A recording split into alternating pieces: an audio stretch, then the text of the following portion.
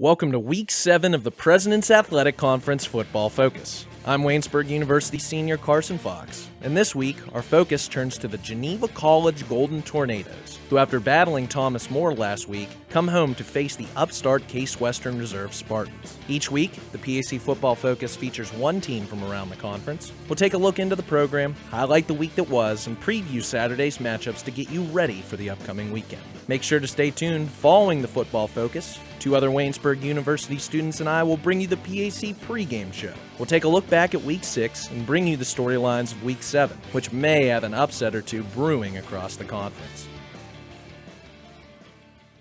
For over 20 years, head coach Geno DeMarco has patrolled the sidelines for the Geneva College Golden Tornadoes on Saturdays. He's the winningest head coach in the 125-year history of Geneva football, surpassing his predecessor and former coach Gene Sullivan in 2003, and he grew Geneva into an NAIA contender during the 2000s. After spending his collegiate career in Beaver Falls playing football and baseball, DeMarco has relished the opportunity to stay with one school for as long as he has. What's caused me to stay at this place is because I believe in the mission statement of what's going on here. If I didn't believe in the mission statement of a Christian college, I would have stayed in business, or I would have tried to continue in the Division I thing back 25, 30 years ago when I had a whole lot of hair. As for some of the best coaching wisdom he's gained over 2 decades at the helm of the team, it all comes back to his mission as the leader of the football program. I had a coach that's won a lot of games talk to me in the last 2 weeks and told me this, and it's so true that, in victory or in defeat, there are really two imposters.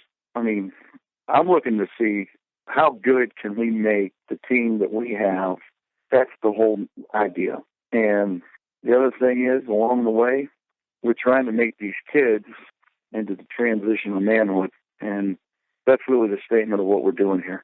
Leading the Golden Tornado offense for the last season and a half is sophomore quarterback Aaron Channing, who's currently 5th in the PAC, averaging 187 passing yards per game while recording 7 touchdowns to his credit. After taking over the reins as a freshman last season and transitioning from year 1 to year 2 as the starter, DeMarco has liked what he's seen from Channing both on and off the field. Aaron's committing himself to his teammates. It's very evident. He's a young man that just continually wants to improve. And I think he's a young man that tries to walk the walk as a Christian. Aaron continues to try to perfect his game on the field, and I think our kids see how hard he works. Though Channing has rode the roller coaster of highs, case in point the last 2 seasons versus Waynesburg when he's passed for over 300 yards and 5 touchdowns on both occasions, and the lows, case in point Carnegie Mellon 2 weeks ago when he went just 12 for 27 for 142 yards and an interception. DeMarco says a successful passing attack shouldn't be shouldered by just him. There's much more that goes into it. With any quarterback, I think you mark a quarterback by the decisions that they make. I think that's the only thing that teaches you that is experience. And not a whole lot of people realize that the quarterback is really affected by a lot of different types of things that maybe the average fan in the stands doesn't see. Here's some of the ideas I'm thinking about. How good is the quarterback's receivers? Can the kids up front pass block? What kind of system is the quarterback running? Is it a system where they're going to allow that quarterback to have a high percentage completion ratio and be able to get the ball into the hands of guys that can make plays? I mean, you can basically be a quarterback that can throw the ball 25 yards and get it in the hands of guys that can run real fast to the end zone, and you can end up in the Hall of Fame. The quarterback position is very important in football, but there's 21 other guys on the field that have to get the job done for the team to win. The Swiss Army knife to Geneva's offense is senior running back Dylan Jones, who has been a 3-year starter.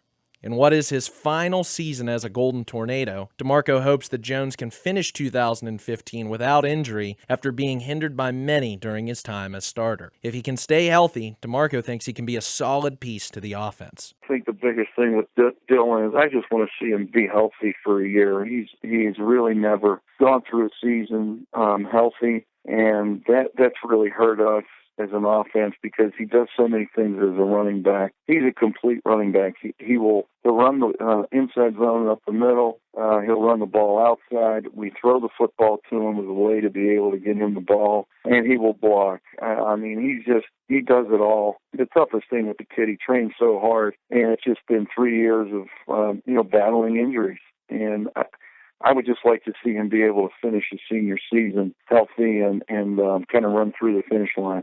With the departure of Geneva's top 3 receivers from 2014, the offense has had to lean on a core of young receivers to complement Channing in the passing game. DeMarco's noticed how the top teams in the PAC have upperclassmen starting at the wide receiver position and hopes that if the unit continues to gain valuable experience and hit the weight room in the offseason, they can maximize their potential. Experience is a painful thing to learn. It really isn't. As a football coach, it usually ends up in a losing. And I'm looking to see, how people do it across the country and build their programs. And they're winning with juniors and seniors. And, playing Thomas More, they now are to the point where they got juniors and seniors on the field. And, we're competing, and our kids just did an outstanding job of effort. They gave everything that they could, made some mistakes, but it was based on experience. What they're doing now, I like their enthusiasm. That's what a young man brings to the table when he's young. And in the future, there's no question that they're going to have to get stronger. Some of these guys, if you look in the league that are seniors, juniors, and seniors, they're men physically. And they've done it because they've worked so hard for 2 or 3 years.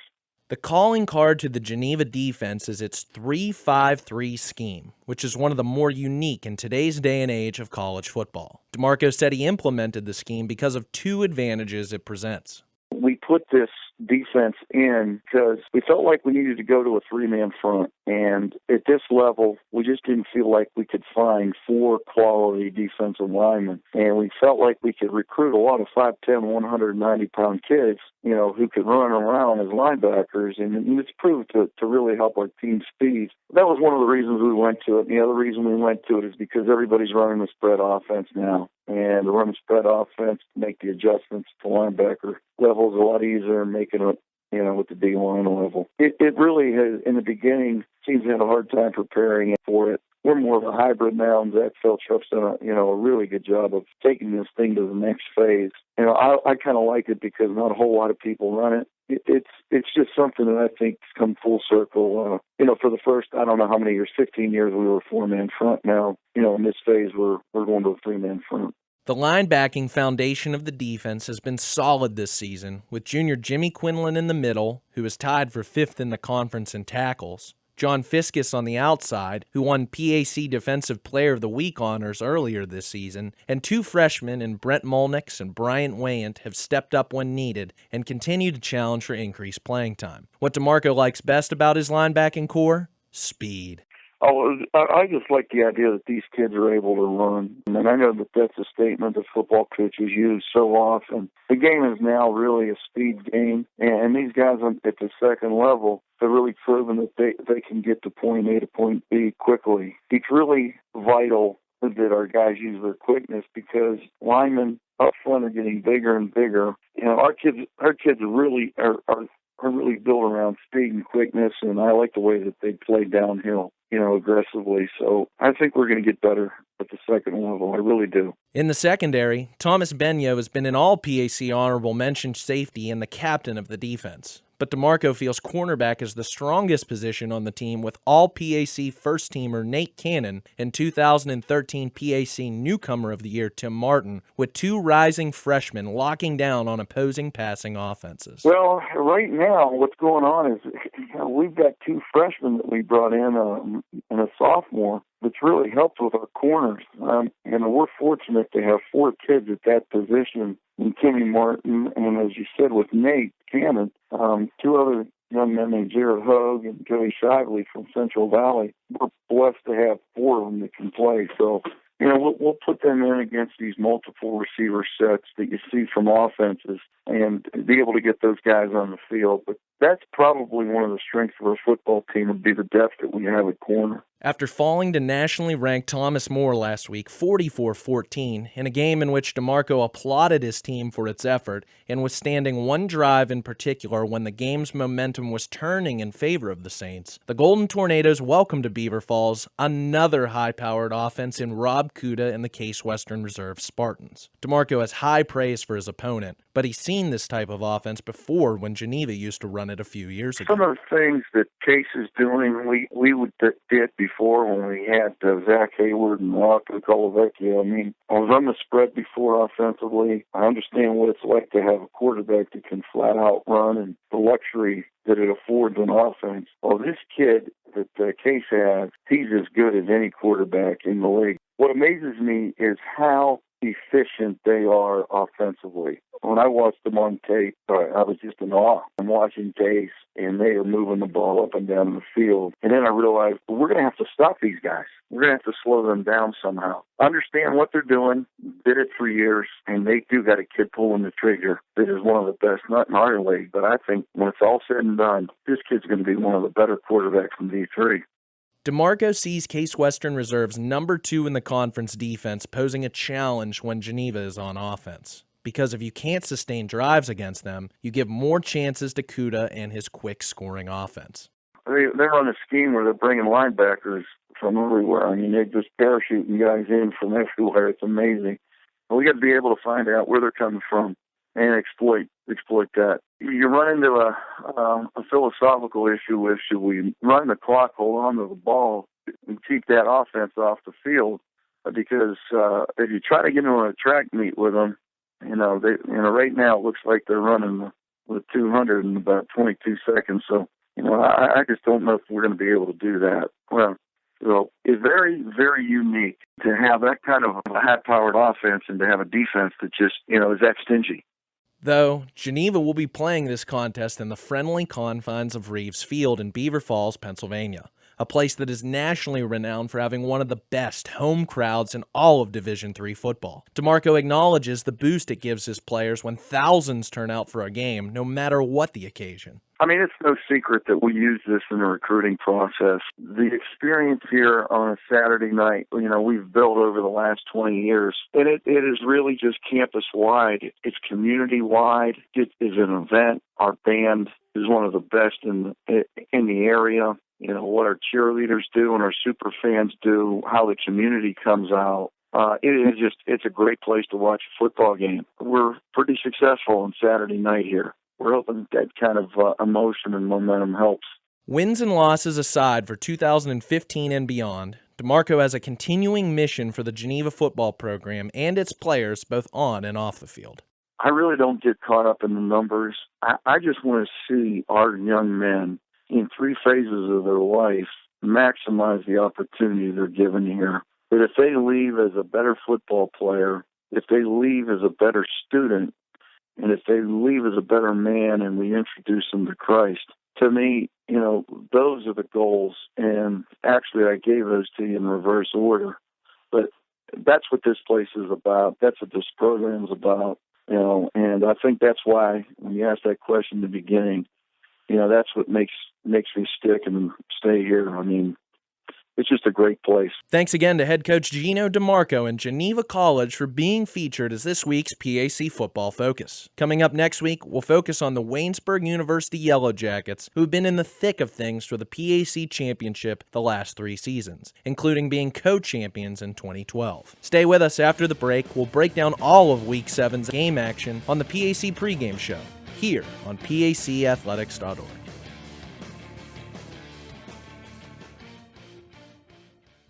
I'm Joe Anderko, Commissioner of the President's Athletic Conference. Want to know what makes the PAC so special? Here's a few reasons why. Comprised of 10 private institutions and 2 affiliate members, the PAC remains unique in this era of high-pressure college athletics. Now sponsoring 21 sports as it celebrates over 60 years of competition, the PAC is regarded as one of the elite NCAA Division III conferences in the nation. Our student-athletes excel in athletics as well as the classroom, with numerous postgraduate scholarship winners, over 150 academic All-Americans, and over 900 academic honorable recipients with a 3.6 GPA or higher in the past year alone. Want to learn more? Visit us at www.pacathletics.org or follow the President's Athletic Conference on social media. Academic and athletic excellence since 1955, the President's Athletic Conference. And welcome back. It's the PAC Pregame Show here on PACathletics.org. Carson Fox alongside Sean Saputo and Andy Stanko in the studio. Guys, a big Week 7 action here. May have some upsets on the horizon, but let's take a step back and look at Week 6, some of the highlighting action. I'll open it up to you guys. What do you think were some of the things that stuck out to you from Week 6? I want to say probably the biggest surprise to myself was definitely Carnegie Mellon in the way that they ran all over Bethany. Finally saw a passing attack by Andrew Herron for Carnegie Mellon that exceeded what he had done throughout the season. Sam Banger continues to impress, but what happened to this Bethany team coming in, picked to finish third in the preseason PAC poll? The defense had been one of the best, brought back a lot of talent. Donovan Hayden, Nadeem Radar, Larry Potier, the list continues. But now back-to-back games allowing 59 and 56 points. What happened to Bethany? And, a shout-out to Carnegie Mellon on a well-played game. Well, I think in part it was due to the 5 interceptions because of Lincoln Reyes, the quarterback, 2 that were deep in Bethany territory, giving Carnegie Mellon a short field to work with. But I really think that this win puts Carnegie Mellon, and Sean, I totally agree with you, this was the biggest win of the week. I think this puts them right in the thick of things with Westminster and St. Vincent among the top of the second tier in the PAC behind Thomas More, W&J, and Case Western Reserve. But I'd like to see if Herron can keep it up. I think other than that contest, I was really interested to see Thomas More turn to backup quarterback Brennan Kuntz against Geneva. It's one thing to give him the nod in a non-conference game against Hanover, in a game that really doesn't mean as much as a conference game, but head coach Regis Scaife obviously has a transition plan for 2016 when Kuntz will be the starter for then graduated Jensen Gebhardt. And what a decision to stick with him when the Saints were up just 9-7 at halftime. Kuntz leads off the second half with a 69-yard touchdown run and then leads 4 consecutive scoring drives to put the game out of reach in the fourth quarter. For all the weapons Thomas More has, they even have one in the weights with Kuntz, who finished the day with 355 yards of offense and 3 touchdowns. My big takeaway from last week, you have the top 4 teams in the standing: Thomas More, Case Western, Westminster, W&J. They all took care of business. They all put up 40-plus. They all allowed 14 points or fewer. They're the cream of the crop, those 4 teams right now. And with that week when they were playing against the lower-tier teams, you'd expect that result, and they came right through with it. Any final thoughts from Week 6, guys? No. Only other thing was the surprise of Jensen Gebhardt not playing. But again, as you mentioned, Brennan Kuntz, very efficient on the day. Yeah, and Bethany giving up 533 yards of total offense on the day, 35 points in the first half, including 4 consecutive touchdowns to open the day for a 56-35 loss at home, or for a win for Carnegie Mellon at home. And Sam Banger, what can we say about him? 201 yards rushing and 3 touchdowns. But that's it for Week 6. Let's move on to Week 7 action. And we'll start off with our first matchup of the day, a 1 o'clock kickoff in Latrobe, Pennsylvania. The St. Vincent Bearcats 3-2 overall, 2-1 in PAC play, hosting the number 11 team in the country, undefeated, 6-0, 4-0 in conference play, Thomas More Saints. And Thomas More has won the last 8 consecutive contests since Thomas More joined the PAC, and other than 2011's 20-17 win for Thomas More, it's been a one-sided affair in this contest, with the Saints owning the scoreboard 280-70 in those 8 contests. And then in 2014, a year ago, it was a 49-7 win at Thomas More. This was a close contest a third of the way through the game at 7-7, but Thomas More exploded for 42 unanswered points throughout the rest of the game, as the same cast of characters participating in this week's battle were the core contributors for Thomas More last year. Jensen Gebhardt passed for 200 yards and 3 touchdowns. C.T. Tarrant had 153 yards and 2 touchdowns, and Goose Cohorn excelled for 121 yards on just 6 catches and 2 touchdowns, while St. Vincent totaled just 165 yards of total offense and no second half scores. Guys, Saints, Bearcats, what do we see in this matchup? Well, obviously, Thomas Moore's the cream of the crop as far as the PAC is concerned. But looking at St. Vincent, they're coming off of their bye, and through 5 games, 6 weeks of the season, we still have no idea where this team falls in the grand scheme of things. You look at wins over Waynesburg, Grove City, and Teal, 3 of the bottom dwellers in the PAC, and a loss to Case Western and John Carroll. Case Western, one of 2 unbeaten teams in the conference. John Carroll, one of the better teams in the nation. I'm interested to see what direction head coach Ron Dulciato will go with the quarterback position coming into this week off of the bye.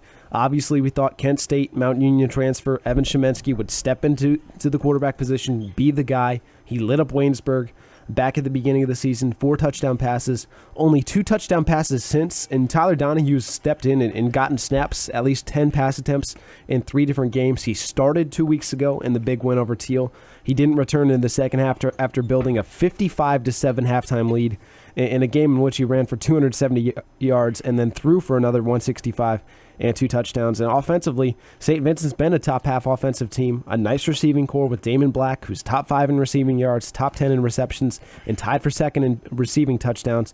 But you also have Dustin Lohman, Ariel Martinez, DJ Ocean Kelly. They all have the ability to step up and play well and contribute. They all have. Shavonte Kraft's production has fallen off from 90 yards a game to just about half that this season, but the offense is better. 32 points a game compared to 23 points a game a season ago, with 90 more yards a game offensively. Their final 4 weeks, CMU, Westminster, Geneva, and Bethany.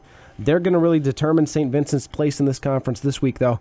An uphill battle with Thomas More. Yeah, a lot of skill players for St. Vincent across the board. Just who do we see at quarterback? Donahue, Sheminsky. I think that's the big question mark coming into this game. Sean, what do you think? And really, I go off Andy's point about the John Carroll game. I wonder what the difference of that game would be like if played, this coming weekend as compared, considering, John Carroll, only a 7-point win against 2-3 Heidelberg, a 3-point win over 3-2 Baldwin-Lawless, and then lost the 3-2 Ohio Northern, a team that's a perennial power now.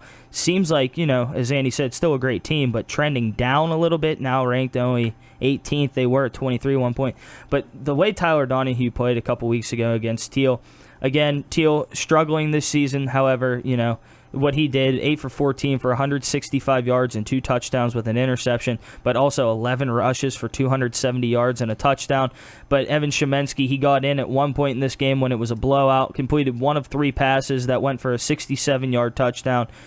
But I still think the one big thing about this St. Vincent team that is blowing my mind is the ineffectiveness of Shavonte Kraft. Just 8 carries for 46 yards, granted 3 touchdowns on the day. But I see the passing game as the more key for St. Vincent right now, whether it's Damon Black, Dustin Lohman, DJ Ocean Kelly has his weeks where he's big on the leaderboard. However, this defense is a lot better than it has been in the past. 8 tackles for loss with 3 forced fumbles and fumble recoveries. 3 interceptions, 4 sacks as a unit, allowed 298 yards in its last game. But for this Thomas More team, it's been doing it despite giving up a lot of yards on the defensive side of the ball. 365 yards allowed to Geneva, granted only giving up 14 points, but a lot of that could be coming off of the turnovers that Thomas More causes week in and week out. But it took a long time for them to get started. And as you mentioned, and we mentioned about Brendan Kuntz for Thomas More, I'm really confused as to why they're throwing Kuntz in instead of using Jensen Gebhardt. Granted, Gebhardt is a senior. What does he have to prove against the Geneva team? But you're having Kuntz go out there using targets as Goose Cohorn, Tyler Vogelpohl. These guys are seniors. These aren't going to be the guys that he is going to be throwing the ball to next year. So does that help Brendan Kuntz when he's, getting his reps, but nobody's going to be around him except C.T. Tarrant? Or does it not benefit him, or is it, and it's just giving Jensen Gebhardt rest and not giving a reason for him to get hurt? That does pose a good question.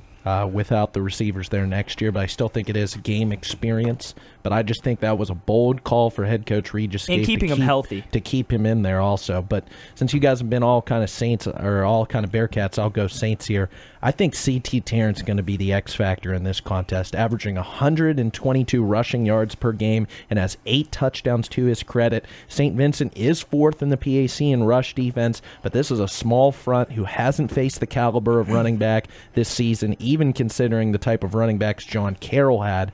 I think St. Vincent is an opportunistic defense that is right with Thomas More and Westminster when it comes to forcing turnovers. Just can the defense force Thomas More into unfavorable passing downs, especially on third down, to give its defense a chance to make a play? I think this would be the biggest win for head coach Ron Dalciato at St. Vincent, and it's advantageous that they play this game at home. Just breaks are going to have to fall his way with another great game by Donahue, like he did against Teal 2 weeks ago, for the Bearcats to pull off the upset of Thomas More, who's just rolling right now. And I do think on the opposite side, Sean, maybe he's used more in the passing game, like you said, but Shavonte Kraft, Jannard Dorsett, if they can be that 1-2 punch, similarly the way that Javier Pitts and Taryn is on the opposite side of the ball, I think St. Vincent can hang around in this contest with Thomas More. Yeah, and even though Kraft's production has fallen off, they've been as effective, if not more effective, statistically this season, and I think it starts with quarterback play.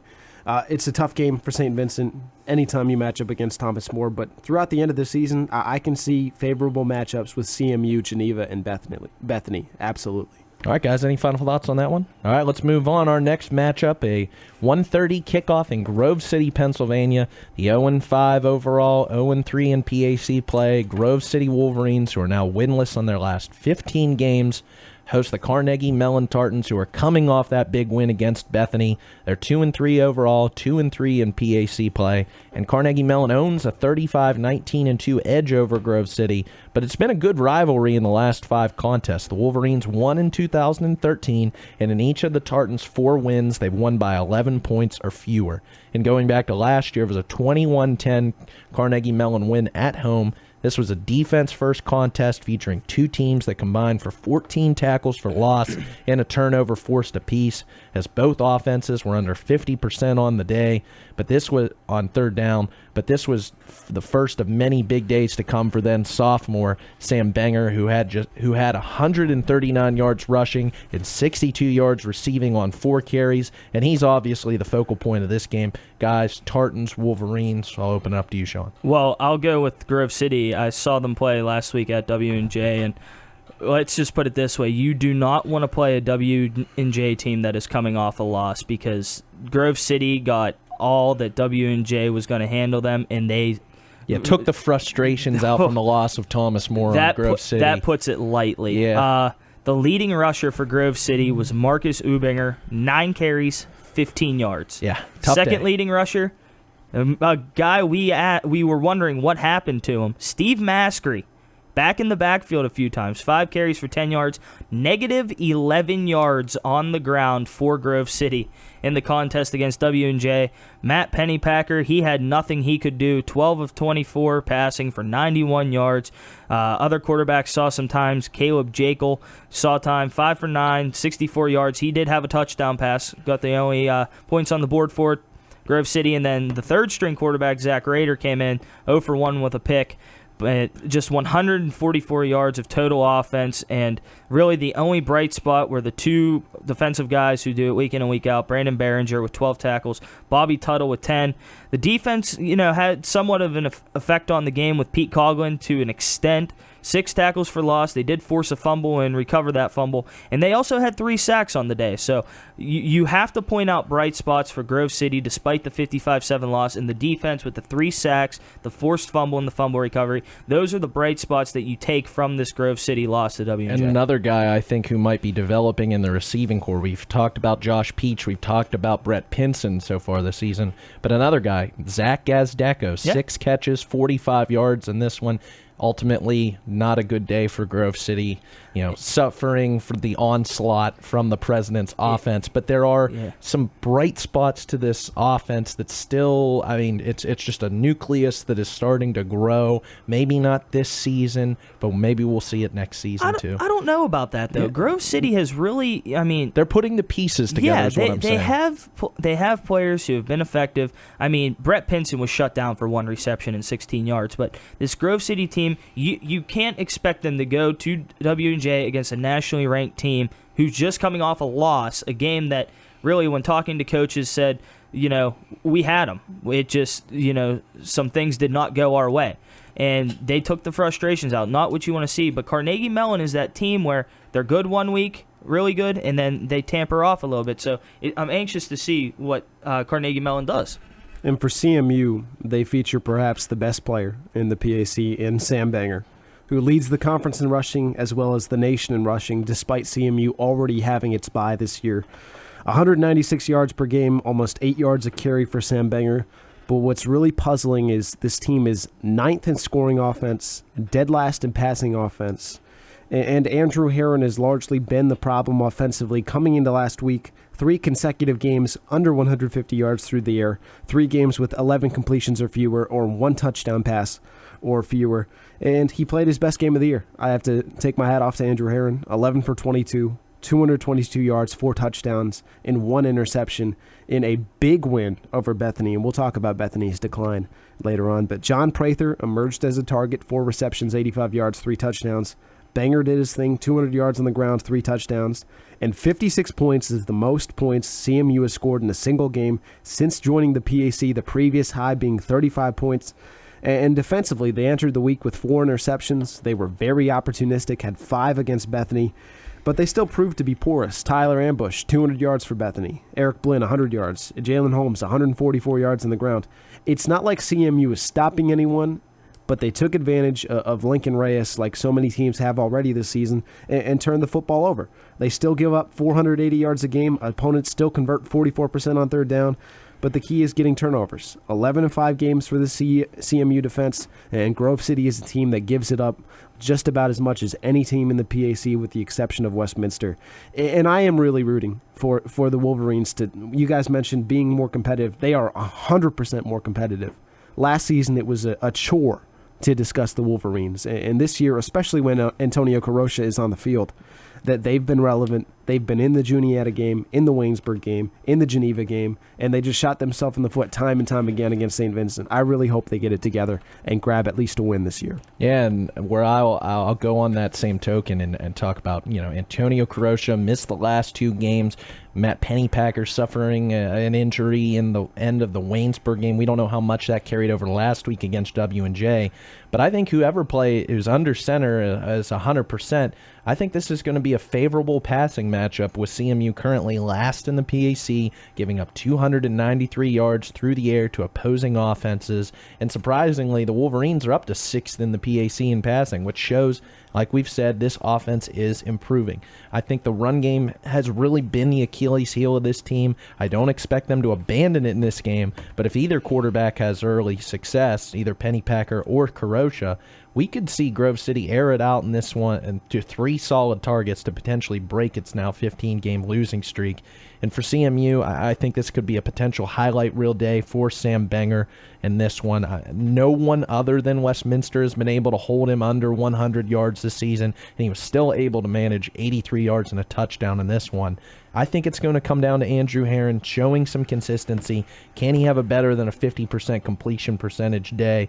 Don't turn the ball over and get the ball to his top playmakers, John Prather, Graham Schilling, take the load off Banger. And I think if it comes down to Grove City's passing attack versus CMU's secondary, like I think it could turn out to be, then interceptions, like it has been for the last 2 seasons, has to be the Tartans' trap card in this one to win this battle. But with Grove City having Thomas More and Westminster to round out the season home, this could be head coach Chris Smith's best opportunity to get his last home win in front of the Wolverine faithful. Any final thoughts on this one, guys? No, I agree. All right, let's move on. Our next matchup, a 1:30 kickoff in Waynesburg, Pennsylvania, that we'll all be in attendance of. The Westminster Titans coming to Waynesburg, 4-2 overall, 3-1 in conference play at the Waynesburg Yellow Jackets, who are just 2-4 overall, 1-3 in conference play, and losing a tough one last week to Case Western Reserve University. And this is a fairly even rivalry as Westminster owns the all-time series lead, 37-33-3, but Waynesburg has won the previous 4 of 5, including 3 in a row.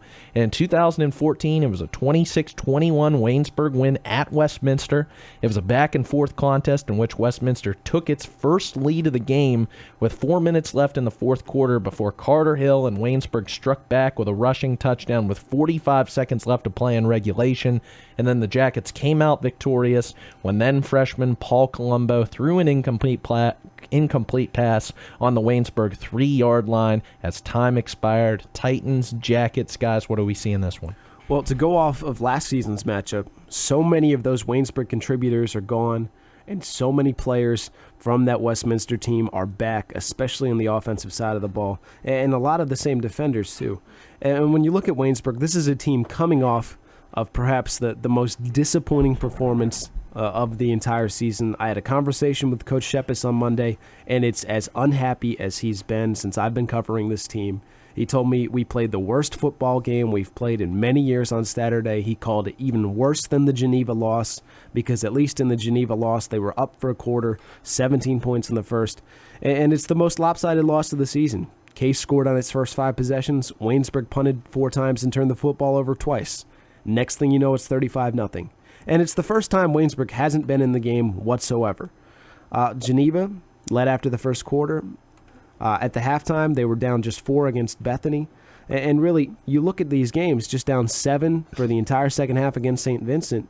A lot of these losses, you could point to moments in the game where players just didn't get it done. Waynesburg wasn't ready for what Case Western had to offer. Rob Kuda certainly sliced through this Waynesburg defense. The running game was non-existent. Jerry Lawman only 2.5 yards a carry. And it's really concerning. For the first week, we didn't see Jake Doherty take a clear step forward week to week like we've seen. And with these defenses coming up, Case Western, Westminster, Thomas More, W&J, these are the best 4 defenses in the conference. And 16 for 31, 104 yards and a touchdown and an interception, and not completing a pass of over 10 yards to anyone except Kevin Barnes. That's not a formula for success for winning games. This team really misses Tim Cooper on the outside. I know Coach Shepis still believes that anybody can beat anybody, but I'm not sure if the football team still believes that. I'm not sure that this team is playing with a lot of confidence. That's one thing Coach Shepis instilled to me, and the solution in his mind is less and is more. They're trying to become more fundamental, but it's really a struggle right now for Waynesburg. Yeah, it is, and I mean, just looking back at the past with under head coach Rick Shepis, Waynesburg has only ever lost 1 football game by 30-plus points, and under head coach Rick Shepis, that was 2008. That's outrageous. Game. Yeah, the final game of the season against W&J, and in 2008, W&J went on to the quarterfinals of the NCAA tournament. But that is only the second time head coach Rick Shepis has ever lost by 30 points. And, I mean, but coming into this game against Westminster, you have to look at the positive notes for Waynesburg, despite only 201 total yards of offense, and the longest drive of that game, and I'll go over it real quick for you. 10 plays, 58 yards, took up 3 minutes and 2 seconds of the clock, ended in a turnover on downs. That was the longest series Waynesburg had on that day, carrying the ball. Before Austin Wilson's 54-yard touchdown run late in the fourth quarter, only 16 carries for 37 yards for a Waynesburg team that, when we talked to them last week, they were emphasizing run. We want to run the ball. We want to get going quick. It didn't happen for them. They had to change everything around. But Waynesburg is 8-2 against Westminster under head coach Rick Shepis. And won the last 3, a close one last year, 26-21. And Waynesburg had only won 8 games in the series against Westminster, take away the series hiatuses throughout the years, had only won 8 games against Westminster between 1966 and 2004 before Coach Shepis became head coach at Waynesburg. But when you look at this Westminster team, they proved that they don't need Paul Colombo at the quarterback position to go on and win, despite a 42-0 lead at halftime for Westminster, won 49-6, scored twice in the first 3 minutes of the game with an interception return for a touchdown, a punt return for a touchdown, tacked on another interception return for a touchdown on the day. Dominique McKinley punched one in, 16 rushes for 186 yards. This defense continues to take the ball away, and they've done it against the good teams, W&J, Thomas More. Now it's Jake Doherty's turn to go up against the stout defense and not turn the ball over, because that's going to be the only way, Waynesburg has a clear-cut chance to, beat Westminster or keep it within, a touchdown or 2. And the toughest thing is Westminster's defense, especially in the run game, is right up there with Case Western Reserve, and Thomas More is the best in the PAC. And for as good as Jerry Lawman has been, the best player of this offense so far this season, right up there with Kevin Barnes, Yeah, like you said, 30 yards for 12 carries, with his longest run being just 7 yards last weekend against the Spartans. So for Waynesburg, can the offense get a push against this solid Westminster front to pave the way for Lawman, Wilson, Helsel to run the ball, even when Westminster is sending extra guys in the box? And you documented the struggles of Jake Doherty last week, so I really won't go over that.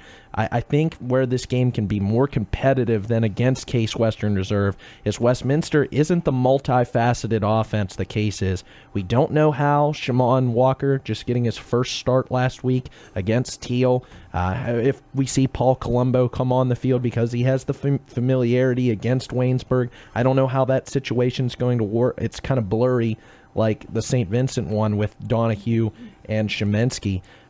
Even it seems like new guys come out of the woodwork each week for this receiving core, but if you take the leader from each game and you make it into a pretty formidable passing attack, but obviously the key to this offense is Dominique McKinley.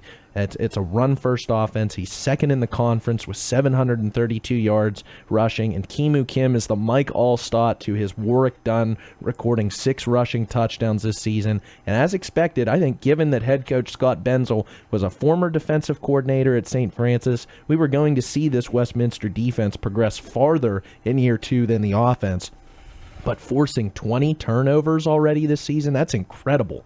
And I think with a bye week coming up, this could be a stretch in which Westminster can carry to a possibly 8-win, 1 PAC loss season. They're a very, very strong team at the top, amongst the top of the players in this conference. And I'd look out for Brian Paulinelli, who could be emerging as the guy at the wide receiver position, 3 touchdowns a week ago. But I would also be a little bit wary of Shimon Walker. I know he was very good last week against Teal, but then again, who hasn't been good? He made his first real appearance, aside from garbage time against Thomas More against Carnegie Mellon, 1 for 4, 9 yards, 2 interceptions. So it's not like he's without fault. These guys turn the football over, Westminster does, and that could certainly be a key. But defensively, 20 takeaways, most in the conference. Turnovers are going to play a big role one way or the other in the game on Saturday. And to go off Andy's point, Westminster did not turn the ball over last week for, I think, the first time all season. Against Teal. But, you still didn't turn the ball over. Agreed. Thomas More has turned the ball over against Geneva, everybody. Anyone. But the thing we go about Shimon Walker, if he does, he only threw 13 passes last week, 105 yards, 2 touchdowns. But if he does what he did last week, he's a dual-threat quarterback, as it sees, with 6 rushes for 67 yards as well and another touchdown. That's where Waynesburg has been hurt in the past, is against the dual-threat quarterbacks. All right, let's move on, guys. A 7 o'clock kickoff in Washington, Pennsylvania. The number 16 team in the country, according to D3Football.com, the Washington and Jefferson Presidents, 4-1 overall, 2-1 in PAC play, hosting the Bethany Bison, who are 2-4 overall, 1-3 in PAC play. And W&J owns a commanding 70-21 lead in the all-time series, but it wasn't all too long ago, just 2 years to be exact, when the Bison upset the eventual PAC champion W&J Presidents 24-19 in what was the upset of the season, really. And going back to last year, a 34-3 W&J win at Bethany. And the Presidents obviously had that loss from 2013 in their minds as they went into Bethany, West Virginia, and scored 34 unanswered points to get their revenge as Ryan Ruffing pounded the rock 37 times for 157 yards and a touchdown, while the defense held Bethany's offense to just 232 total yards while intercepting Brian Vales twice. It was a physical win for W&J, and we all know it worked out for W&J, winning its 3rd consecutive PAC title. Guys, Bison Presidents, what do you see in this one? Well, if you're Bethany, the last thing you need to do is give an offense that's rolling now short field like it did to Carnegie Mellon last week. 4 of the 7 offensive touchdowns for W&J against Grove City lasted under 2 minutes. They only needed 2.5 quarters out of the starters last week. Pete Coughlin, 20 for 22 passing, 257 yards, 2 touchdowns, 7 rush for 50 yards, and a 3rd touchdown on the day. Alex Rouse, the backup quarterback, came in, completed 9 of 10 passes for 122 yards and 2 touchdowns. So 29 of 32 combined between the 2 quarterbacks. Ryan Ruffing, only 19 carries this past week, still hit the century mark, added 2 receptions receptions for 40 yards, and then you have a slew of receivers at W&J that we've talked about in the past. Jesse Zubik, Daniel Liss, who did it in the special teams as well with a punt return for a touchdown. 9 different presidents caught a pass, and 6 different players ran the ball 5 or more times. Yeah, that's incredible. Well, that's what happens when you're up 55-7 and you're giving everybody else the garbage time. But the defense was what surprised me. It was led by defensive lineman Tom Morrow with 7 tackles, 2.5 for a loss, and a sack, 1.5 sacks, starting in place of the injured John Turner. And as a unit, 10 tackles for loss, an interception, 5 sacks. This W&J team is rolling right now, and if Bethany wants to, compete with W&J, have to limit the turnovers and have to keep them out of the end zone. And I want to take a look at Bethany here for a moment. And really, a couple questions come up. Defensively, what happened? Personnel-wise, most of the defense is back. But for whatever reason, this unit's giving up an extra 50 yards and 2 more touchdowns in a game. And then offensively, why aren't they better than what they've been producing? You look at Eric Blinn, the best receiver in the conference the last few years. Jalen Holmes, who I consider a top 5 running back in the conference. And then Tyler Ambush, who has shown flashes here and there. And I think it has to go back to quarterback play. Lincoln Reyes leads the PAC in interceptions, and much like Brian Vales did, is imploding down the stretch. And Reyes is putting his defense in bad situations, taking chances away from his talented playmakers. And Carson, you mentioned it the last few weeks. 3rd down has been just an Achilles heel for this offense. 26 for 90, 29%. Yeah. That's 10th in the PAC, and it's really challenging to win football games. And then looking at the defense, they lost an all-PAC corner. They lost 2 defensive linemen. But really, that's about it. A lot of guys are back, and we mention them every week. But how much worse are they? Against the run, they went from allowing 3.1 yards a carry to almost 4.5 yards a carry. They've allowed more passing touchdowns through 6 weeks than they allowed all of last season. And they've given up 30-plus points 4 times this season, 2 50-point games, and they only gave up 30-plus in just 3 different games a year ago in 11 different games. Bethany, this is really something that blindsided me. I certainly expected them, especially the way they played Waynesburg a season ago, the way they were so dominant in that first half, the pace of play, the athleticism from the defense, and that just seems to be lost, and quarterback play is certainly an important part of that. Yeah, and the thing is, I think Bethany is trying its best to mimic W&J. I mean, ran 106 plays a week ago against CMU, and they're, one of these high-powered offenses that likes to run 80, 90, or even 100 They still scored plays. 36 points, but... Then I think what you have to say, Andy, is, they're just not fine-tuned enough like W&J is. It's, you run these amount of plays, but the turnovers and the inconsistency on 3rd down, you stole my stat there, 26 for 90. They have all the pieces, just not the fine-tuning.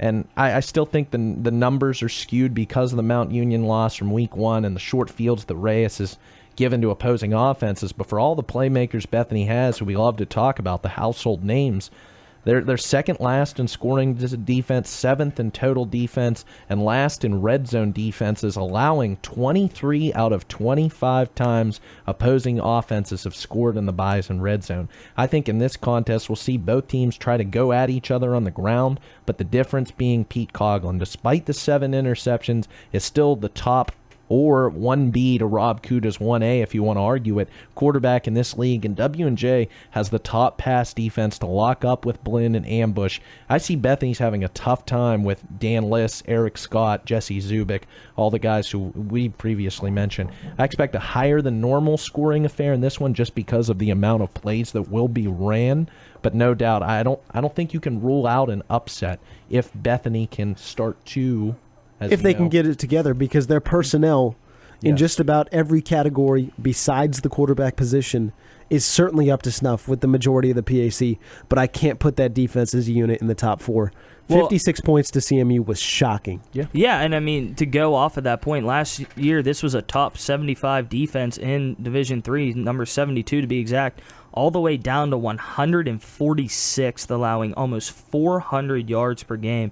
It's really been a tale of 2 seasons, and there's only so much that Eric Blinn, Tyler Ambush, and Jalen Holmes can do to put enough points on the board to, maintain the ability to win a game. be a little more consistent on third down, and don't turn the ball over. That's what it seems like it comes down to with Bethany. All right, guys, our final matchup and our featured matchup of the week, and we thank Geneva head coach Geno DeMarco once again for taking the time out to be the PAC Football Focus this week. His Golden Tornadoes of Geneva College, 2-3 overall, 1-2 in PAC play, host this contest in Beaver Falls, Pennsylvania, 7 o'clock kickoff, hosting the Case Western Reserve Spartans, who are 4-1, 4-0 in PAC play, and these two teams have only ever met 3 times in the 45-year history of Case Western Reserve football, with the Spartans owning the edge 2-1, and going back to last year was a 31-19 Case Western Reserve win versus Geneva. The Golden Tornadoes broke open the game, scoring on the team's first offensive possession, but then Case took over from there, scoring 26 unanswered points before Geneva eventually made a comeback to cut it to 1 possession late in the fourth quarter. Geneva couldn't recover the onside kick, and Anthony Canganelli broke free for a 41-yard touchdown run to put the game out of reach with little time left in that one. So closer, really, than the scoreboard showed in that one. Guys, Spartans, Golden Tornadoes, what do we see in this one? Well, Geneva's in the thick of it in terms of their schedule. Starting the season, they were sort of eased in to it with Frostburg State, Grove City, Waynesburg, CMU. They had Thomas More last week, Case Western this week, W&J next week, and then Bethany, St. Vincent, Westminster. Really, that's a tougher schedule than what we saw at the beginning of the season. And Geneva was just 500 against Frostburg State, Grove City, Waynesburg, and CMU. And the case for them moving forward, Geneva, outside of beating Case Western, a top 5 total defense, the best total defense outside of the Big Four, Case, TMC, W&J, Westminster. A second in the PAC pass defense, one of 2 teams allowing 200 yards a game or fewer, and they take care of the football. 7 giveaways all season, second in the PAC. Those are things this team can hang its hat on. The case against Geneva, 10th in total offense, second to last in rushing, under 3 yards a carry, only 10 red zone trips all season, worst in the PAC, 9th in scoring offense, 8th in scoring defense. I don't know where Aaron Channing falls in terms of quarterbacks in the PAC. When he's not playing Waynesburg, I don't think he's a top 5 guy. Dylan Jones is averaging under 4 yards a carry. Nick Cook is their leading receiver, but not a top 10 guy. Maybe a borderline top 15 receiver if you really try. But this team doesn't have the weapons, the caliber that we're accustomed to seeing from Geneva the past couple of seasons with guys like Zach Hayward, Rocco Colavecchia, Lem Fuller, Josh Geiser, and they're facing a Case Western team that's legit this season in what they've been able to accomplish. Yeah, and just this Case Western team has been impressive, to say the least. Held Waynesburg to just 201 yards of offense. 49 plays were run by Waynesburg the entire game out of 11 drives. Waynesburg had 12 drives total. 1 led to the half. 1 play was run. But 49 plays on 11 drives, averaging just 4.5 plays per drive. In this Case Western team, they didn't really, cause turnovers against Waynesburg. They had 1 interception and a forced fumble with the fumble recovery, so 2 turnovers, but they just keep the ball in front of them. This defense has so much depth. We've brought it up in the past. When your leading tackler on the day only has to have 7 tackles, it just shows how deep a defense can be. But Rob Kuda, and in my opinion, with Jensen Gebhardt having, sat out a second time this season and not played, I think Rob Kuda is in the driver's seat for the PAC Offensive Player of the Year, if not the overall player of the year. 25 of 28 passing for 268 yards and 3 touchdowns. Tack on 3 more touchdowns running the ball. 3 of his 9 rushes went for touchdowns and 63 yards. Scored a touchdown on 6 of its first 7 drives. But if you're Geneva, you really need to have, Aaron Channing come back to the form he was against Waynesburg. And when I look at this game against Thomas More, I look at drives that harmed Geneva, and I'll go over them real quick. In the second quarter, after an interception, 11 plays, 56 yards. With the ball on the Thomas More 24-yard line, they turned the ball over on downs instead of kick the field goal. Early in the third, first possession of the half, 6 plays, 34 yards. With the ball on the Thomas More 38-yard line, they punt the ball away to Thomas More. And then in the third quarter again, a 10-play, 55-yard drive with the ball on the Thomas More 30, fumble the ball away, give the ball up to Thomas More. 3 drives right there that harmed Geneva that could have, maybe swung things around. Yeah. But, I mean, their main focus is the defense with Jimmy Quinlan and Thomas Benyo. They could only muster 4 tackles for loss and a sack. They forced 2 fumbles, couldn't recover one, got the interception, but again allowed over 500 yards of offense. In this receiving core, we don't know who we're going to see week in and week out. Devin Koloski and Colton Boer were the leaders. Colton Boer hadn't been seen the past few weeks. Now all of a sudden, he's out there. But if they want to continue to have success, Geneva, they have to reiterate what they did on the first drive of the game against Thomas More, where they went 14 plays, 75 yards for a touchdown. That is what has to be done, and they have to play strong defense like the first half, trailing only 9-7. And Geneva has a lot of young core pieces that I think we're going to see down the road. They have 2 guys in the linebacking core, Brian Wayant and Brent Mulnix, who are stepping up right behind Jimmy Quinlan and John Fiskus, who are 2 of the best in the conference. And then they have 4 guys, according to head coach Geno DeMarco, in the cornerback position, alongside Nate Cannon and Tim Martin, who can really match up. And that's where I think they will have some advantage in this contest. I mean, they played Thomas more tough for a half. And, Sean, you mentioned some of the things that could have made that potentially a closer game. And then in the offense, Eric Lucic been a solid complement to Dylan Jones in the backfield. Trayvon Marshall has some speed out of the jet sweep that we saw against Waynesburg. And then Javid Ellis, we might be seeing him sooner rather than later if Channing struggles in the passing game. But the experience is a painful thing in 2015 for Geneva. As head coach DeMarco said, usually results in losses. And on the other side, Case Western Reserve has been as good as last year, if not better, flipped all of its weaknesses on its head, and in places that they were already good, got better. Second best in total in scoring defense, best rush defense, tied for 4th in forcing turnovers while having the best turnover margin and having the best red zone defense. That's a complete defense right there.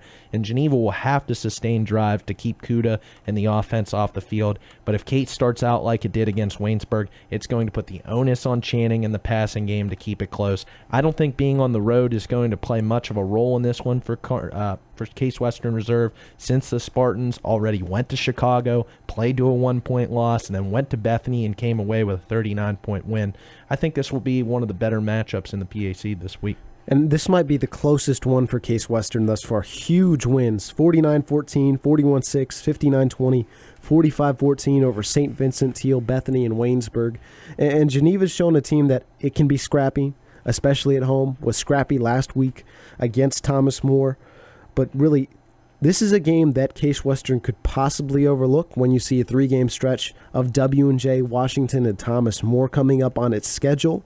This is your classic trap game, because I do think Geneva has some talented pieces there. As you mentioned, Carson, they're very young, and they put it all together against Waynesburg, but Case Western does so many things well, and they won't be able to find open receivers like they did against Waynesburg so easily with Geneva's secondary. All right, guys. Well, we could be maybe calling this upset week 7 in the PAC, potentially. It's going to be another exciting one. Thanks for tuning with us here on the PAC Pregame Show. We'll be back next week talking with Waynesburg head coach Rick Shepis for the PAC Football Focus, and we'll be talking all of Week 8 action going on in the PAC. We'll see you next week. Thank you for tuning in to the PAC Pregame Show here on PACathletics.org.